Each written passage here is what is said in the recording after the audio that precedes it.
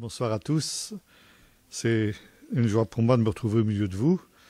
C'est maintenant devenu traditionnel, à peu près au moins une fois par an. Et donc, ce soir, nous avons un sujet très important à étudier qui concerne les racines juives de l'Église. Je voudrais d'abord commencer cette réflexion par une parole de mon professeur de Nouveau Testament quand j'étais à Jérusalem, à l'université, il y a bien de longtemps de cela. J'ai eu le privilège d'étudier le Nouveau Testament avec un professeur juif. Et cet homme, qui aimait provoquer ses auditeurs, notamment quand il avait affaire à des chrétiens, avait l'habitude de dire ceci: l'Église, c'est une réalité juive. Alors évidemment, c'était quelque chose qui choquait. Souvent, ça choquait. Et pourtant, c'était une évidence. C'est quelque chose qui ne devrait pas nous choquer. Et le fait justement qu'un certain nombre de gens pouvaient être choqués par une réflexion de ce type montre à quel point, justement, nous nous sommes éloignés des racines véritables de l'Église. Or, dans le monde évangélique, je suppose que la plupart d'entre nous réclamons du monde évangélique d'une manière ou d'une autre, l'Église ancienne, que l'on appelle l'Église primitive, j'aime pas cette expression parce que primitive, ça veut dire qu'elle n'était pas très évoluée et que nous sommes beaucoup plus évolués qu'elle. Alors je préfère employer l'expression l'Église ancienne. L'Église ancienne est le modèle auquel on s'efforce de revenir. Et lorsque on me demande parfois d'intervenir, il y a un sujet qu'on me demande assez souvent. C'est de parler de l'Église et d'Israël. Et quand je commence à m'exprimer sur ce sujet, je commence par dire ceci, que le problème est mal posé. Et quand on pose mal un problème en mathématiques, eh bien on est sûr d'avoir une mauvaise solution. Et là, dire l'Église et Israël, c'est présenter deux entités différentes. Israël, c'est-à-dire les Juifs, et l'Église, c'est-à-dire les chrétiens, et quand nous disons les chrétiens, nous disons essentiellement les non-juifs. On oppose donc, par cette expression, l'Église et Israël, les Juifs et les chrétiens. Alors évidemment, on sait très bien qu'il y a parfois dans les églises chrétiennes ce que l'on appelle soit des chrétiens d'origine juive, soit des juifs convertis. Mais quand on emploie une de ces deux expressions, c'est pour dire ces gens-là étaient juifs et maintenant ils sont devenus chrétiens. Ça veut dire qu'ils ont cessé d'être juifs. D'une certaine manière, nous disons ils sont devenus non-juifs, ils sont devenus chrétiens, ça veut dire ils ne sont plus juifs du tout. Et on considère aussi, alors là je pousse un peu plus loin encore, que les deux parties de la Bible que nous désignons par Ancien Testament et Nouveau Testament sont aussi deux entités absolument différentes.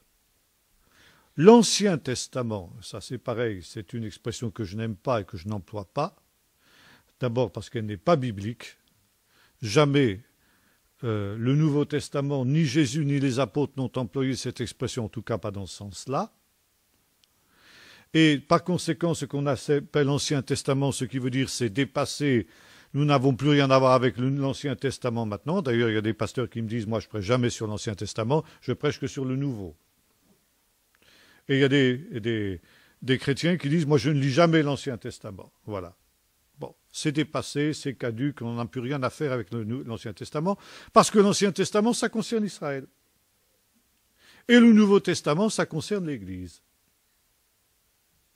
Or, quand nous lisons le Nouveau Testament, eh bien, nous nous rendons compte que presque à chaque page, il est question ou d'Israël, ou des Juifs, ou de coutumes, de réalités qui sont typiquement juives. Or, il est très intéressant de constater que bien que le Nouveau Testament soit tellement rempli de ce qui concerne le peuple d'Israël, le fait que ce peuple soit omniprésent dans les pages du Nouveau Testament n'interpelle en aucune manière les chrétiens. Et quand on lit le Nouveau Testament, on le lit comme si Israël en était totalement absent. Et ça, justement aussi, ça nous prouve à quel point nous sommes devenus schizophrènes, si j'ose dire, quand nous lisons justement la parole de Dieu. Alors justement, nous voulons essayer de faire abstraction de tous ces a priori, de toutes ces grilles de lecture, de toutes ces approches justement qui sont totalement anti-bibliques, pour essayer justement de nous poser la question, qu'est-ce que la Bible nous dit? Qu'est-ce que la Bible nous dit dans l'Écriture et aussi dans le Nouveau Testament? Si nous voulons lire le Nouveau Testament sans le moindre a priori, il y a une première constatation que nous allons faire. Jésus et les apôtres étaient juifs. Jésus est né en juif. Il a été circoncis à 8 jours, comme le sont tous les enfants juifs. Il a grandi en étant éduqué dans les choses du judaïsme, comme tous les enfants juifs jusqu'à nos jours. À l'âge de 12-13 ans, il a fait sa bar mitzvah, comme le font tous les jeunes gens juifs. Jésus a gardé la Torah, bien que parfois on prétende qu'il l'a abolie. Il a dit exactement le contraire. Il a dit « Je ne suis pas venu pour abolir, mais pour accomplir ». Et vous savez, quand on parle de ce texte, il y a des choses tout à fait savoureuses qu'on lit dans les commentaires chrétiens. Alors on nous dit par exemple, oui, Jésus a accompli la Torah, c'est vrai, mais il l'a accompli pour que nous n'ayons plus besoin de le faire. Et quand il a dit « tout est accompli sur la croix », ça veut dire qu'il a aboli la Torah. Or, qu'est-ce que nous dit Jésus? Aussi longtemps que le ciel et la terre subsisteront, il ne disparaîtra pas de la Torah un seul iota, un seul trait de lettre. Est-ce que le ciel et la terre existent encore aujourd'hui? 2000 ans après que Jésus ait dit « tout est accompli sur la croix ». Alors si le ciel et la terre existent encore aujourd'hui, ça veut dire que la Torah est encore valide aujourd'hui, selon ce que nous dit Jésus. Ce n'est pas moi qui le dis, c'est Jésus. Jésus n'a pas aboli la Torah. Jésus est mort comme un juif. Il a été enterré comme un juif. Toute sa vie, Jésus a vécu une vie juive et jamais, en aucune manière, il ne se séparait du judaïsme. Jésus n'est pas le fondateur du christianisme. Jésus n'est pas venu pour fonder une nouvelle religion. Il est venu pour accomplir ce qu'il y avait dans le judaïsme. Et si on lui avait dit qu'il était venu pour créer une nouvelle religion différente du judaïsme, il se serait bien évidemment il aurait protesté. Aujourd'hui, tous les exégètes et tous les chrétiens un peu conséquents sont bien d'accord pour reconnaître que Jésus a été pleinement juif de sa naissance jusqu'à son dernier souffle. Mais il y a un autre personnage qui est aussi central dans le christianisme, c'est Paul. Et avec une certaine vision théologique qui date d'une école allemande qu'on appelle l'école de Tübingen, eh bien, on considère aujourd'hui que s'il est vrai que Jésus a été pleinement juif et qu'il a vécu une vie juive, Paul, lui, est le véritable fondateur du christianisme et il a séparé le christianisme de ses racines juives. Et il en a fait une religion autonome. Et c'est la raison pour laquelle on met en sous-titre, par exemple, avant la rencontre de Paul avec Jésus sur le chemin de Damas, le sous-titre suivant, « Conversion de Paul ». Ça veut dire qu'à partir du moment où Paul se tourne vers Jésus, il cesse d'être juif et il devient chrétien. Or, justement, cette approche de la personnalité de Paul a semblé tellement convaincante que c'est aujourd'hui peu ou prou ce que prônent la plupart des églises. Mais quand nous lisons ce que Paul lui-même déclare, nous nous rendons compte qu'il n'en est rien.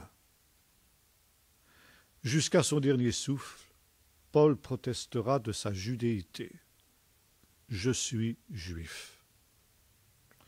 Et dans son procès, notamment, qui nous est rapporté à la fin du livre des Actes, que ce soit devant le Sanhédrin, que ce soit devant les gouverneurs romains devant lesquels il va comparaître, Félix et Festus, que ce soit devant le roi juif Agrippas II, il va dire « je suis juif ». Non pas « j'étais juif », mais jusqu'à aujourd'hui « je suis juif ». Dans ses épîtres aussi, il le rappelle. Il dit « sont-ils juifs, ceux qui sont de faux apôtres? Moi aussi je le suis. Moi circoncis le 8e jour, de la race d'Abraham, de la tribu de Benjamin, hébreu, né d'hébreu, etc. » Alors vous allez me dire, il dit ces choses pour les relativiser. Peut-être, mais il les dit. Et c'est une actualité. Paul ne renie pas et ne répudie pas son judaïsme. Il l'assume. Et non seulement Paul revendique son judaïsme, mais il va encore plus loin. Et là, je vais peut-être vous choquer. Paul était pharisien, et jusqu'à son dernier souffle, il se revendiquera pharisien. Et je dirais, il est fier d'être pharisien. Et devant ses juges, en particulier, je l'évoquais tout à l'heure, Paul rappellera qu'il est pharisien. Devant le Sanhédrin, il dit « Je suis pharisien ». Et on dira peut-être c'était tactique, admettons-le. Mais en tout cas, il reconnaît qu'il est pharisien. Et plus tard, devant Agrippas aussi, il rappellera qu'il est pharisien. Là aussi, comme il le dira plus tard, c'est vrai que, en comparaison de ce qu'il a reçu en Jésus-Christ, ces choses-là sont secondes, mais tout en étant secondes, elles sont néanmoins une réalité. Paul, son pharisaïsme transpire de chacun des pores de sa peau, de chacune des lettres, de chacune des lignes des lettres qu'il écrit. Quand on connaît un petit peu l'histoire des pharisiens, on voit comment Paul raisonne en pharisien. Il a exactement les méthodes d'exégèse qui sont celles des pharisiens. Et au centre de la foi pharisienne, il y a un élément qui est aussi au centre de notre foi chrétienne. La foi dans la résurrection des morts. La foi dans la résurrection était la pierre de touche du pharisaïsme. Et lorsqu'il résume la foi évangélique, Paul dira « Je vous ai annoncé ce qui est l'essentiel de l'Évangile. Le Messie est mort pour nos péchés selon les Écritures, et il est ressuscité selon les Écritures. » Et quand il voulait résumer l'Évangile, il disait « Jésus est ressuscité ». Ça, c'est le centre de la foi évangélique. Et ça, c'est une doctrine pharisienne. Et ce qui veut dire que notre christianisme, et là je continue à vous choquer, je le fais exprès, notre christianisme est construit sur la foi pharisienne. Parce que notre christianisme, c'est aussi l'assurance de la résurrection des morts. Peut-être que si aussi dans notre tradition latine, nous l'avons un peu oublié, ça. Et comme le disaient des frères grecs, ils me disaient, vous les latins, eh bien, vous insistez trop sur la mort de Jésus et pas assez sur la résurrection. Or, sans la résurrection, la croix n'est qu'un lamentable échec. Il ne faut jamais mentionner la mort de Jésus sans mentionner aussi sa résurrection. Et là, encore une fois, nous sommes au cœur de la foi pharisienne. Il y a quelques années de cela, eh bien, justement, cette réalité de la foi pharisienne de Paul est quelque chose aussi que les exégètes, les chercheurs modernes sont aussi en train de redécouvrir.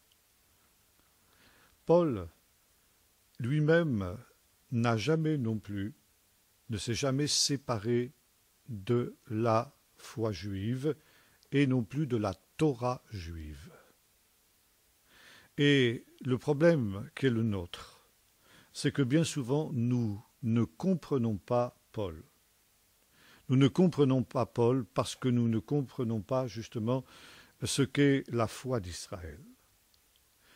Et les réformateurs, sur lesquels aussi s'appuie cette conception qui est la nôtre, celle de la Torah, eux-mêmes n'ont pas toujours compris ce que Paul voulait dire quand il parlait des œuvres de la Torah. Nous aurons l'occasion d'en reparler. Mais je voudrais préciser ceci, c'est que lorsque nous regardons le livre des Actes, ou même les épîtres de Paul, nous constatons que Paul a vécu une vie juive, ça veut dire qu'il a gardé les commandements de la Torah, même après, entre guillemets, sa conversion. Et c'est ainsi que nous retrouvons Paul, à la fin de son ministère, à la fin du livre des Actes, quand il revient de son 3e voyage missionnaire à Jérusalem. Et là, il se rend vers Jacques, vers Pierre, vers les principaux apôtres, et ces apôtres lui disent à peu près ceci: « Tu vois, frère », nous avons l'occasion de revenir sur ce texte, « Tu vois, frère, combien nombreux sont ceux qui ont cru parmi, justement, les pharisiens, et tous sont zélés pour la Torah. » Voyez-vous, le zèle pour la Torah et la foi en Jésus-Christ n'était pas quelque chose qui apparaissait incompatible à ceux que Paul appelle les piliers de l'Église de Jérusalem. Et continuent ces deux hommes: « Par contre, on entend dire de toi, Paul, que tu enseignes que Jésus a aboli la Torah de Moïse et que par conséquent les Juifs ne doivent plus circoncire leurs enfants ni pratiquer ce qui est justement la loi d'Israël. » Nous savons bien que c'est faux. Nous savons bien que tu ne te comportes pas de cette manière. Mais ce sont les bruits qui courent à ton sujet. Alors justement, pour faire taire ces faux bruits qui courent sur ton compte, écoute, on te propose une chose. Nous avons ici des hommes qui ont fait un vœu, qui arrivent au moment de leur purification, et par conséquent, voilà, si tu es d'accord avec ce qu'on te propose, tu vas participer à cet acte de purification selon les préceptes qui sont ceux des rabbins, en payant le prix justement de cette purification et en offrant les sacrifices qui sont convenus. Ainsi, tous sauront que toi aussi, tu te comportes en observateur de la Torah. Et Paul le fait. Alors, là aussi, il y a de grands débats, et ça gêne beaucoup les exégètes, qui prétendent que Paul s'est affranchi de la Torah. Alors on trouve des explications savoureuses. En fait, Paul, quand il est revenu à son 3e voyage, il était déprimé et il s'est laissé embobiner par les apôtres. Et il a fait quelque chose qui était contraire à ses convictions. D'ailleurs, c'est tellement vrai que ça ne lui a pas réussi, puisque à l'issue de cette affaire, il a été arrêté. Quand nous regardons la personnalité de l'apôtre Paul, nous rendons compte que Paul n'était pas homme, n'était pas quelqu'un qui avait un caractère dépressif, c'est le moins qu'on puisse dire. Avec tout ce qu'il a subi dans sa vie, il avait des raisons d'être déprimé, il n'a jamais été. Et même à la fin de sa vie, il était encore plein de joie et plein d'espérance. Deuxièmement, Paul était un homme de conviction. Et c'était certainement pas quelqu'un que l'on aurait conduit à faire quelque chose qui était contraire à ses convictions. Par conséquent, si Paul a offert ses sacrifices, c'est parce qu'il pensait qu'il devait le faire. Et effectivement, Paul s'est comporté en observateur de la Torah. vous allez me dire, oui, mais il y a des moments où Paul s'affranchit de ces choses, d'un certain nombre de préceptes, et puis il y a les épîtres, il y a l'épître aux Romains, il y a l'épître aux Galates. N'anticipons pas, on aura l'occasion de revenir sur ces choses. Effectivement, ce sont des choses difficiles à comprendre. Et Pierre aussi nous le rappelle. Il nous dit qu'il y a dans les paroles de notre bien-aimé frère Paul des choses qui sont difficiles à comprendre, dont les personnes mal affermies tordent le sens pour leur propre ruine, comme elles le font justement du reste de l'Écriture. Par conséquent aussi, le christianisme de Paul, qui n'existait pas à cette époque-là, s'inscrit dans la droite ligne du judaïsme. Et si l'on avait dit à Paul qu'il était le fondateur d'une nouvelle religion, alors il aurait été très étonné. Et il aurait certainement lui aussi protesté. Pour lui, ce que nous appelons son christianisme n'était rien d'autre que l'aboutissement de son judaïsme. Et ce que nous appelons le christianisme était pour Paul en réalité le véritable judaïsme. Et le professeur Flusser, dont je vous parlais tout à l'heure, avait 100% raison de dire que le christianisme est une religion juive. Paul n'était pas quelqu'un qui a cherché à rompre avec le judaïsme. Et c'est tellement vrai qu'il est toujours resté en contact avec son peuple. Bien sûr, il y avait un débat entre lui et son peuple. Il y avait un point de désaccord. Mais ce point de désaccord n'était pas suffisamment fort pour que Paul rompe avec le judaïsme et crée à côté du judaïsme une religion à part. D'ailleurs, comme je vous disais il y a un instant, à l'époque du Nouveau Testament, à l'époque des Actes, jusqu'à la fin du 1er siècle, le christianisme n'existait pas. Et le mot chrétien n'a été donné que par des gens qui étaient extérieurs à l'Église, et ceci en signe de dérision, comme nous le voyons dans le livre des Actes, où il nous est dit que c'est à Antioche pour la première fois que les disciples ont été appelés chrétiens. Comment appelait-on à l'intérieur de l'Église ancienne, comment appelait-on le mouvement de Jésus? Eh bien, la Bible nous le dit. Le livre des Actes nous le dit à plusieurs reprises. C'est simplement, on appelait ça la voie, le chemin. Vous savez que Jésus lui-même a dit « Je suis le chemin, la vérité et la vie ». Et Paul dira devant le roi Agrippas « Je te confesse que je sers le Seigneur selon la voie de ce qu'ils appellent une secte ». Ça veut dire le christianisme appartenait à ces différents mouvements qui étaient très nombreux à l'intérieur du judaïsme de cette époque. À cette époque, le judaïsme n'était plus monolithique. J'ai parlé des pharisiens tout à l'heure, qui étaient non pas le groupe le plus nombreux, mais en tout cas le plus influent, le plus populaire au sein du peuple. Le Nouveau Testament nous parle des Sadducéens, nous connaissons tous aussi bien entendu cette expression. Depuis 1947, on a retrouvé un autre groupe très important qu'on appelle les Esséniens. Il y avait aussi les Zélotes, il y avait les Sicaires. Bref, il y avait de nombreux groupes qui tous se réclamaient d'Israël, tous se voulaient juifs, tous se reconnaissaient comme juifs, mais avaient des approches différentes de l'interprétation de la parole de Dieu. Et chacune de ces écoles de pensée s'appelait une voie. En hébreu, ça se dit une halacha. Et chacun servait Dieu selon la halacha, une halacha qui était la sienne et qui était peut-être différente de l'autre. Halacha, ça veut dire une interprétation. La Torah, elle est unique, mais il y a des interprétations diverses. Et chaque rabbin avait un peu sa propre manière d'interpréter l'Écriture. Et on suivait la parole de Dieu selon la halacha de Rabbi Untel, ou selon la halacha de Rabbi Untel, ça veut dire la voix de tel ou tel rabbin, ou la voix de tel ou tel rabbin. Et parmi ces différentes voies, parmi ces différentes halachot qu'il y avait dans le judaïsme de l'époque de Jésus, eh bien, il y avait l'enseignement, la halacha de Rabbi Jésus de Nazareth.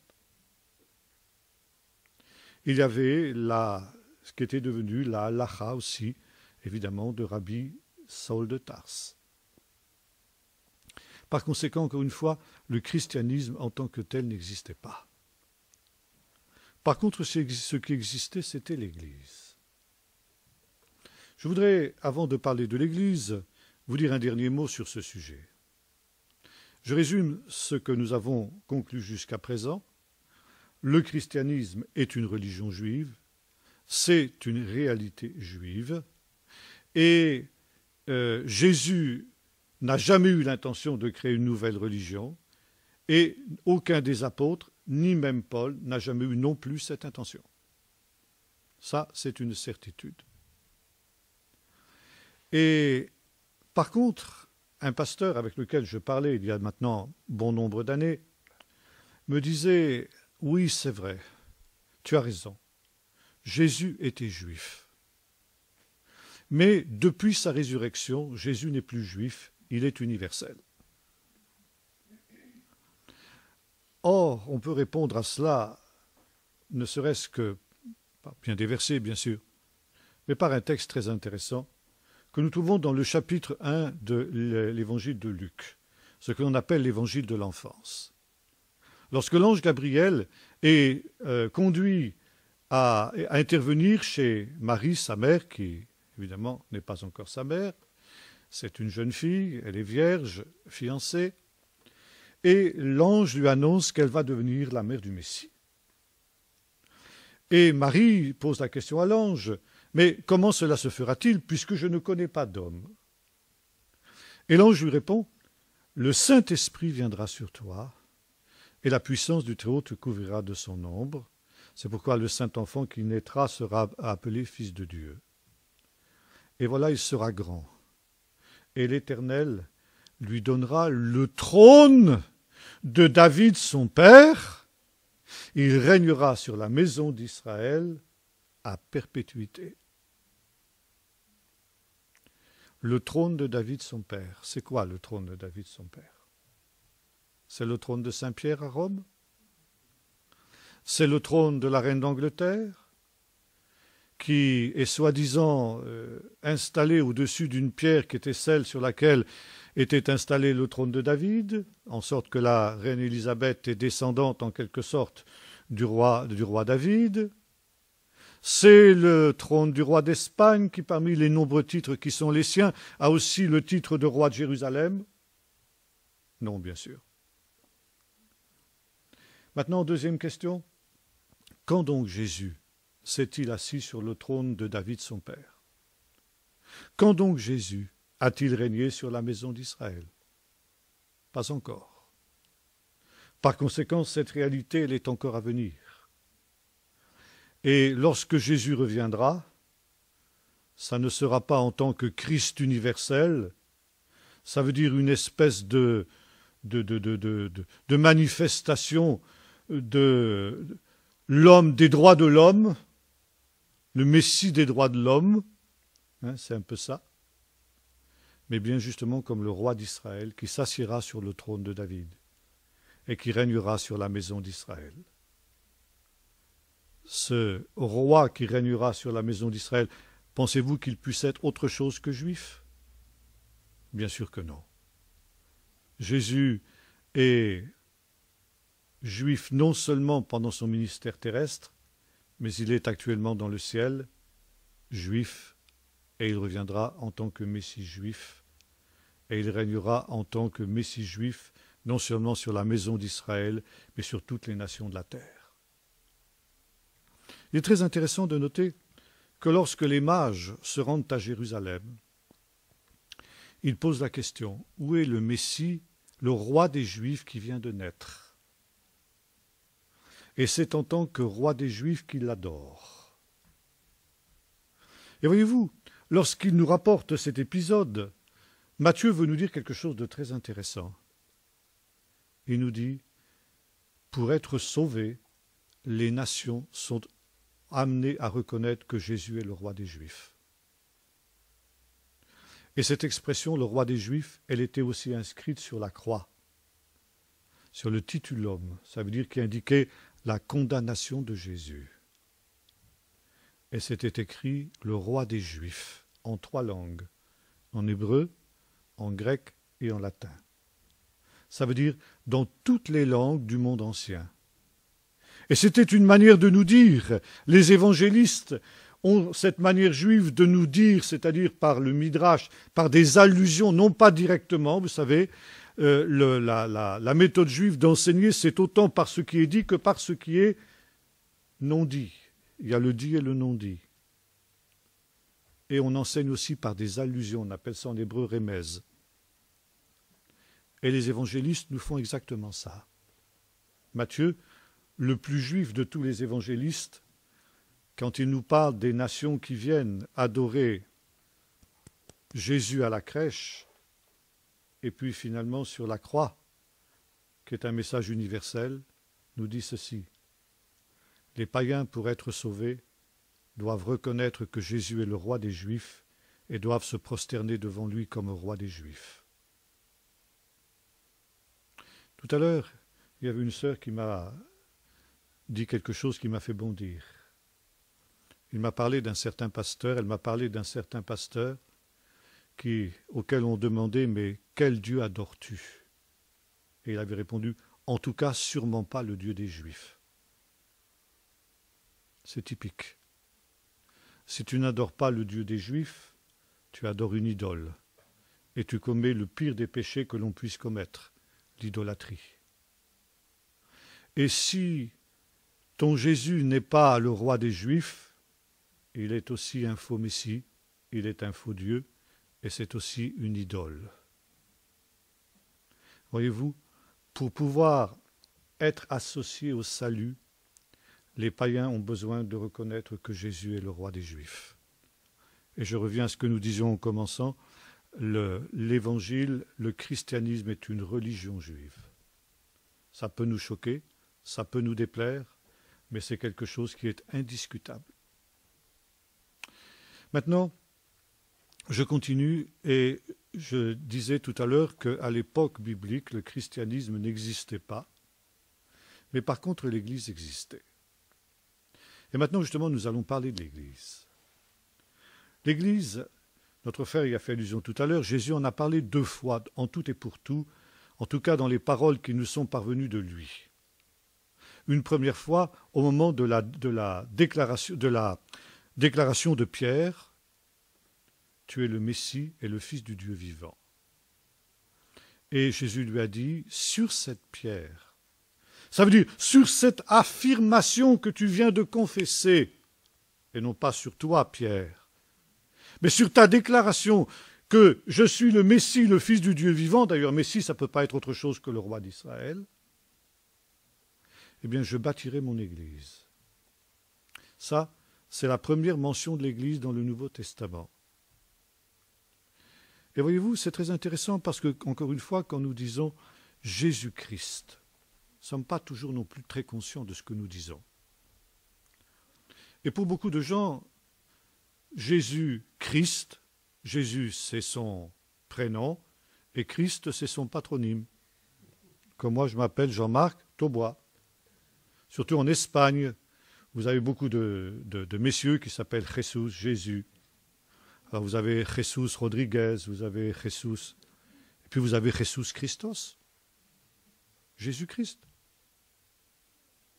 En fait, Christos, en grec, c'est la traduction de Mashiach, Messie. Et Messie, c'est une abréviation. C'est l'abréviation de Meler HaMashiach, le roi qui a été oint. Et quand nous disons Jésus-Christ, qu'est-ce que nous disons? Nous disons Jésus est le roi qui a été oint. Voilà ce que nous disons. Et nous ne savons même pas. Et quand nous disons Jésus est le roi qui a été oint, de quel roi s'agit-il? Celui qui s'assiera sur le trône de David dont nous avons parlé tout à l'heure, ça veut dire le roi des Juifs. Et quand nous disons, nous les païens, Jésus-Christ, nous disons exactement ce que les mages ont dit quand ils sont venus à la crèche et qu'ils ont dit « Où est le roi des Juifs qui vient de naître ?» Nous disons « Jésus est le roi d'Israël ». Voilà ce que nous disons quand nous disons Jésus-Christ. Alors maintenant, quand vous le direz, j'espère que vous vous en souviendrez. Par conséquent, je bâtirai mon Église. Deuxième passage où apparaît le mot Église, c'est dans le grand discours de Jésus sur la vie en communauté. Il parle de la conduite à tenir dans l'Église vis-à-vis des pécheurs. Et il dit ceci, « Si ton frère a péché, tu le reprends entre toi et lui seul. S'il ne t'écoute pas, alors tu prends 2 ou 3 témoins. S'il n'écoute pas les 2 ou 3 témoins, qu'est-ce que tu fais? Tu le dis à l'Église. Et s'il n'écoute pas l'Église, il sera pour toi comme un païen ou comme un publicain. » Alors, il est assez difficile de comprendre et de réaliser ce que Jésus entendait exactement par cette expression. Mais en tout cas, ce qui est certain, c'est qu'il parlait d'une communauté, de la communauté des disciples. Et la communauté des disciples, telle qu'elle apparaît, par exemple, après la résurrection, et notamment lorsque ces disciples au nombre de 120 sont rassemblés dans la chambre haute au moment de la Pentecôte, eh bien, il y a une première constatation que nous allons faire. Bien sûr, l'Église naît ce jour-là, ça c'est une évidence. Le jour de la Pentecôte est l'acte de naissance de l'Église. Il y avait 120 personnes dans la chambre haute, et parmi eux, il y avait des femmes, et il y avait la mère de Jésus, nous est-il dit.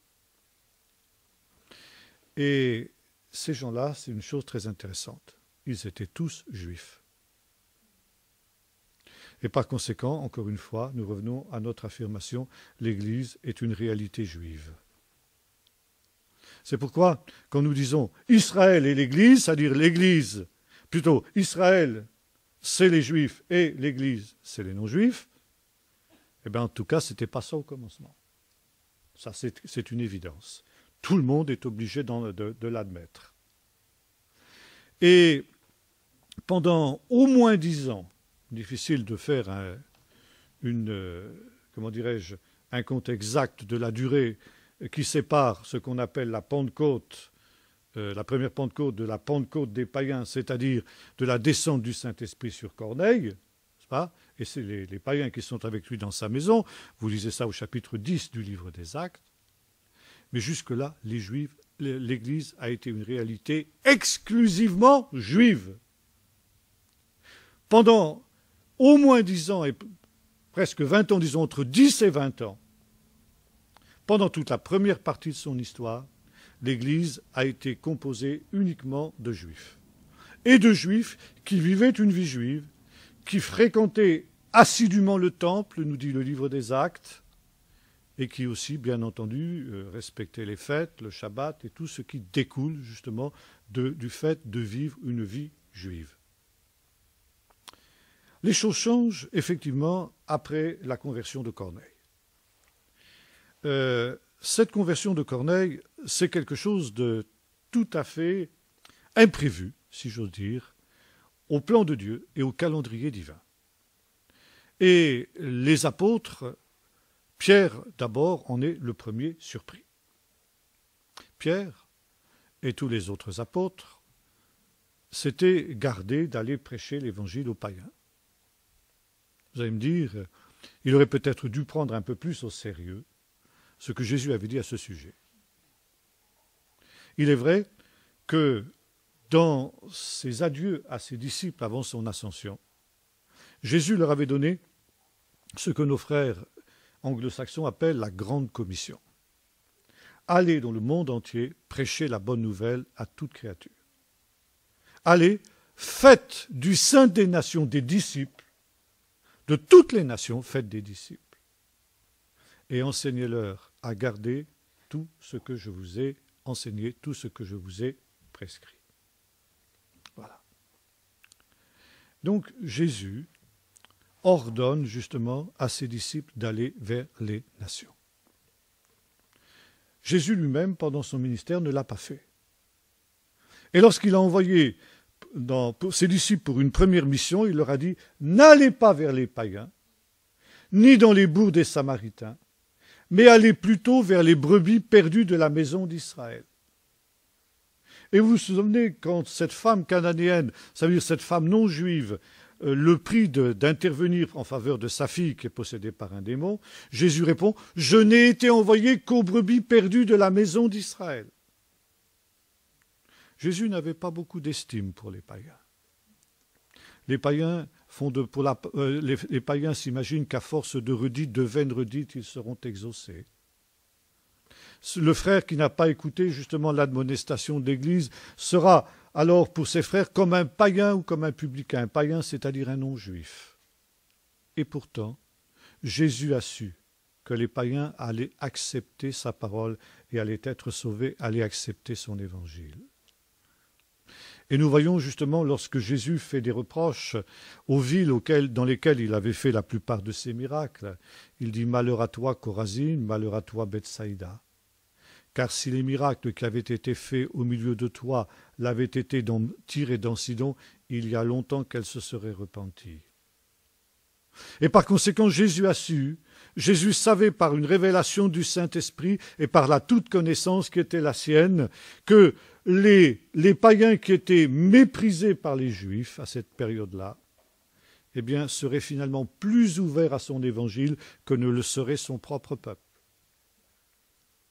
Nous retrouvons aussi une parole du même ordre quand il fait allusion à Ninive. Il dit, voilà, les hommes de Ninive se lèveront avec ceux de cette génération au dernier jour et la condamneront, parce qu'ils se sont repentis à la prédication de Jonas, et voici, il y a ici plus que Jonas. La reine du Midi, la reine de Séba, se lèvera avec les hommes de cette génération et les condamnera, parce qu'elle est venue des extrémités de la terre pour voir la sagesse de Salomon, et il y a ici plus que Salomon. Là aussi, Jésus laisse entendre par ses paroles qu'il aura son évangile prêché parmi les païens, aura davantage de succès que si cet évangile est prêché parmi les Juifs, parmi ses propres compatriotes. Et par conséquent, Jésus a envisagé justement cette union des Juifs et des païens dans cette entité que nous avons appelée l'Église. Maintenant, revenons à la Grande Commission. Jésus donc dit maintenant qu'il a terminé sa mission, lui, Jésus. Sa mission qui, comme nous l'avons vu, n'était que d'aller au-devant des brebis perdues de la maison d'Israël. Il dit maintenant, allez jusqu'aux extrémités de la terre. Il dit la même chose aussi à ses disciples dans le livre des Actes au chapitre 1er, quand les disciples lui demandent « Rabbi, est-ce en ce temps-là que tu rétabliras le royaume d'Israël ?» Et Jésus répond « Ce n'est pas à vous de connaître les temps et les moments que le Père a fixés de sa propre autorité, mais vous recevrez une puissance, le Saint-Esprit venant sur vous, et vous serez mes témoins à Jérusalem, en Judée, en Samarie et jusqu'aux extrémités de la terre. » Très intéressant de noter que dans ce texte, Jésus établit un ordre de priorité. Un ordre de priorité que nous allons retrouver constamment, notamment chez Paul. Pour le juif, d'abord. Et Paul rappellera ceci, l'évangile est d'abord pour le juif et ensuite seulement pour le grec. Et la méthode d'évangélisation de Paul est exactement celle que Jésus a définie. Il allait d'abord prêcher l'évangile à ses coreligionnaires juifs, et ce n'est que dans un deuxième temps qu'il prêchait l'évangile aux non-juifs.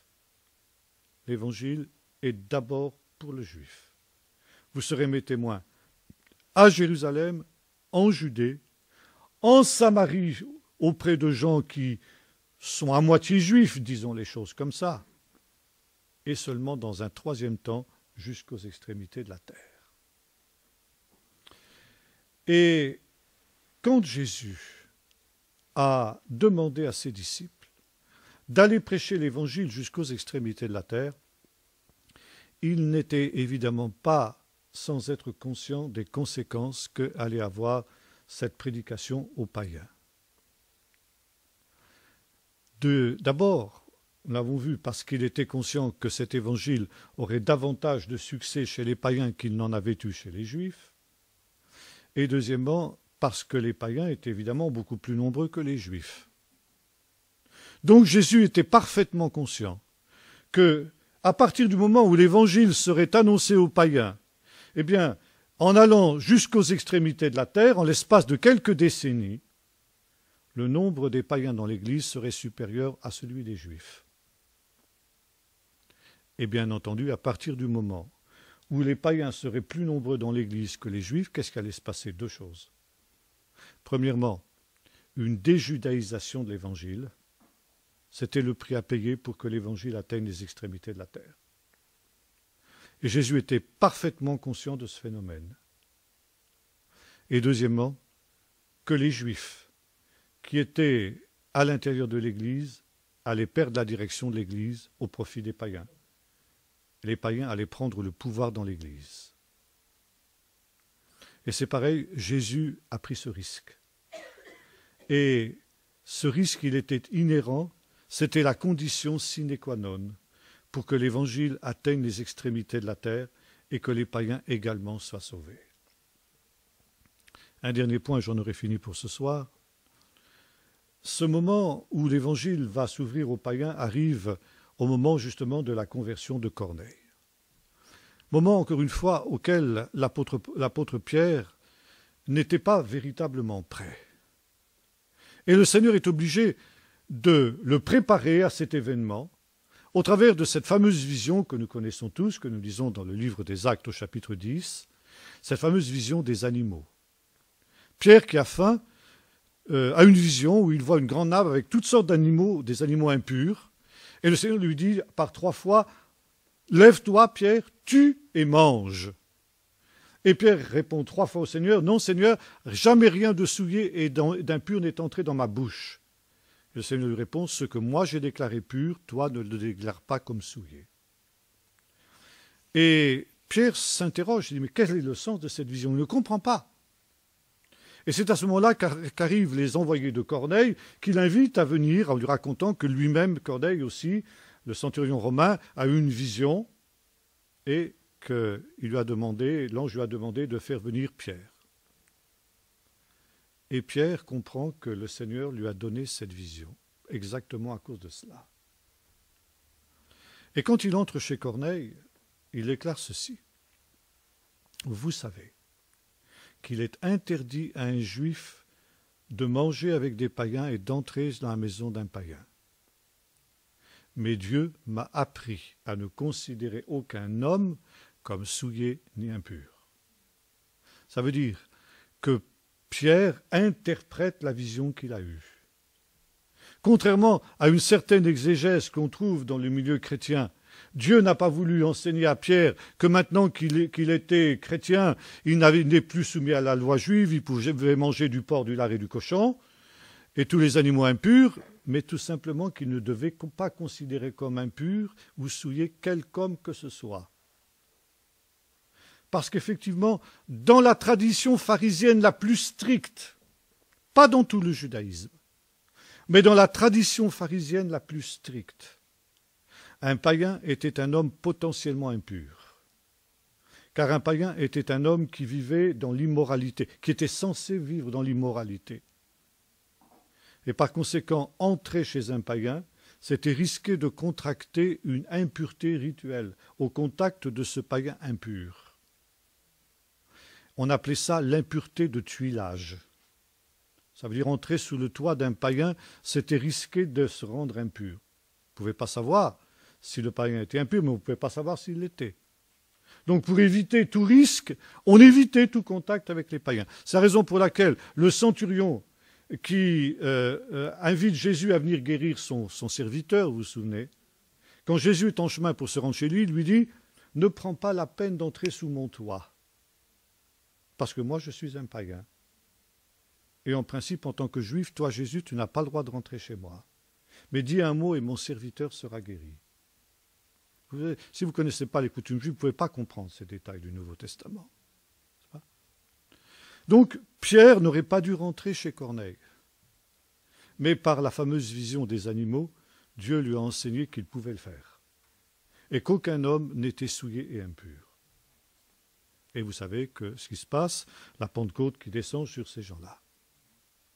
Mais Pierre ensuite doit expliquer devant les frères de Jérusalem ce qui lui est arrivé. Pierre n'était pas né de la dernière pluie, et il était bien conscient évidemment qu'il allait avoir des reproches.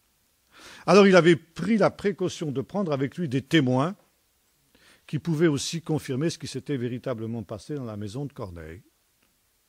Et effectivement, il nous est dit que quand Pierre revint vers les frères de Jérusalem, ces derniers lui firent des reproches en disant « Tu es entré dans la maison de païens et tu as mangé avec eux. » Non seulement tu es entré chez eux, mais tu as fait pire que ça, tu as mangé avec eux. Nous avons l'occasion de parler du fait de ce que représente le fait de manger avec quelqu'un dans la Bible. C'est pas banal, c'est pas anodin ça. Hein? Pour nous maintenant, avec l'âge du fast-food et tout ce qui s'ensuit, on n'accorde plus trop d'importance à ça. Mais manger avec quelqu'un, ça veut dire on est en pleine communion avec lui. Manger avec un païen, ça veut dire tu es en communion avec un païen. Tu le considères comme un égal, tu le considères comme un frère. Et les disciples de Jérusalem, tous juifs chrétiens, lui disent « Pierre, là tu es en faute, tu es allé manger avec ces païens. » Et Pierre leur explique ce qui s'est passé. Et il nous est dit, quand ils eurent entendu ces explications, ils se calmèrent. Ça veut dire qu'avant, ils n'étaient pas calmes. Et ça a chauffé pour Pierre. Vous voyez? Et là, nous avons eu un tournant décisif. L'Église, composée exclusivement de juifs jusqu'à cette époque, s'est ouverte aux non-juifs. Et des non-juifs, des païens, ont été agrégés à l'Église. Les païens faisaient partie de ces exclus de la communauté d'Israël vers lesquels Jésus était allé.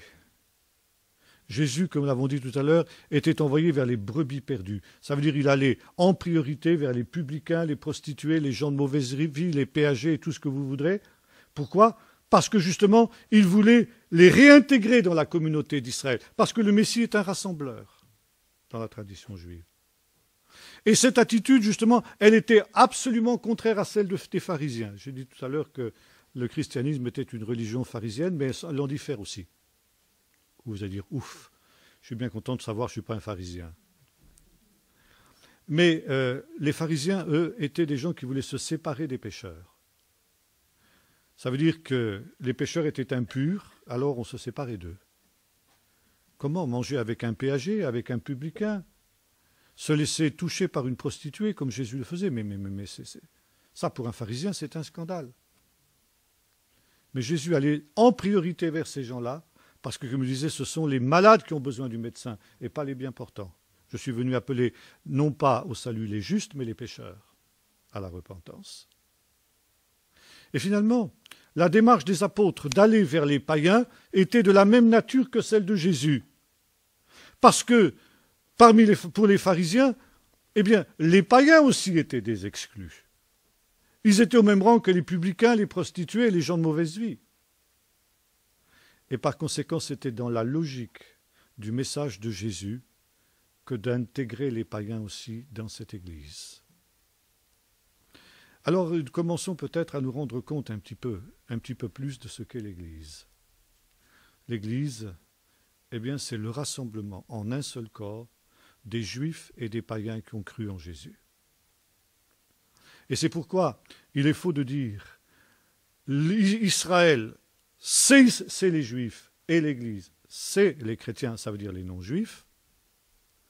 L'Église, c'est Israël qui a cru, c'est le reste d'Israël qui a cru, et le reste des païens qui ont cru, car tous les païens non plus n'ont pas cru, n'est-ce pas? Malheureusement. Nous sommes un reste parmi les païens. Et ces deux entités, comme ça a été le cas dans la maison de Corneille, sont rassemblées en une seule réalité, en un seul corps. Ils ont été tous les deux réconciliés par le sang de Jésus. Ils ne sont plus deux, ils sont un. Et maintenant, ils sont sur un pied de totale égalité. Ils sont dans une situation de parfaite communion, même si, nous l'avons dit tout à l'heure, il continue à y avoir une priorité pour le juif. Le juif est le frère aîné et par conséquent, l'Évangile, c'est d'abord son héritage à lui, mais il n'y a pas de supériorité. Il y a une priorité, mais il n'y a pas de supériorité. Alors je termine pour notre introduction de ce soir en rappelant ce que j'ai dit tout à l'heure et que j'espère vous avoir démontré. L'Église, le christianisme est une religion juive. Et plus est une religion pharisienne. Et par conséquent, les racines juives de l'Église, elles sont inséparables de son existence et de son être. Et si vous coupez l'Église de ses racines juives, c'est comme quand vous coupez une fleur. Pendant quelque temps encore, eh bien, vous avez l'impression qu'elle est en pleine forme. Et puis, en l'espace de quelques heures, quelques jours, elle va se faner, elle va mourir, elle va disparaître. Quand on a voulu couper l'Église de ses racines juives, et nous aurons l'occasion de voir demain que dans l'histoire, ça a été le plan des pères de l'Église en particulier, eh bien, est arrivé ce qui est arrivé. Toutes les déviations de l'Église, toutes les errances, toutes les divisions, la première des divisions étant celle justement avec le peuple d'Israël. Et finalement, le marasme, la crise dans laquelle se trouvent les églises aujourd'hui est le résultat justement de cette coupure. Alors encore une fois, ça ne signifie pas que nous devons redevenir juifs, nous aurons l'occasion d'en reparler, mais il s'agit de savoir d'où nous venons. Il s'agit de savoir ce que nous sommes. Et finalement, le christianisme, c'est le judaïsme adapté pour les païens que nous sommes. Ça, Dieu voulant, nous aurons l'occasion de le voir demain.